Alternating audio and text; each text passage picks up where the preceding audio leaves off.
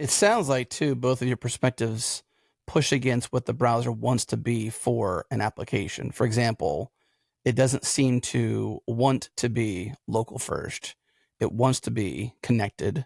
It wants to assume the thing it's rendering is connected or wants to be connected. So you're kind of fighting upstream to this, to the platform, essentially, that you're building against.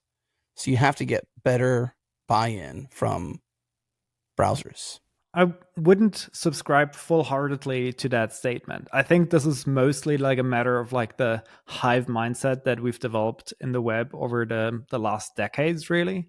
And I think this is also where the local first mindset gives you a bit of like a bias counter to that point, since you can actually build a lot of web things where you treat the network as being optional. And I think if we put ourselves, at least temporarily, into perspective of a mobile app developer, I think this is where it's much more common that you want to build for an assumption that a developer that a user doesn't have connectivity all the time. So, and the way how you build the best experience in that regard is by really treating the connectivity as an optional thing that enhances the app.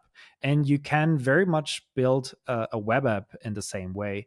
And we have a lot of ingredients that I think are highly underused in that regard.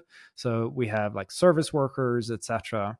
And by just forcing you and constraining yourself in the way how you build the app, where you say like, actually I separate every network interaction behind like some little surface that I have like under my control in my application, and I want to make sure that the application maybe initially installs similar to how you install an app from an app store.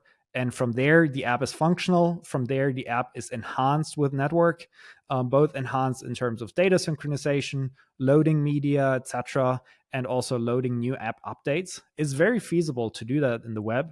I think it's just not really helped by major frameworks, something like Next.js, etc. doesn't help you at all with that. So I think it's mostly a mindset thing.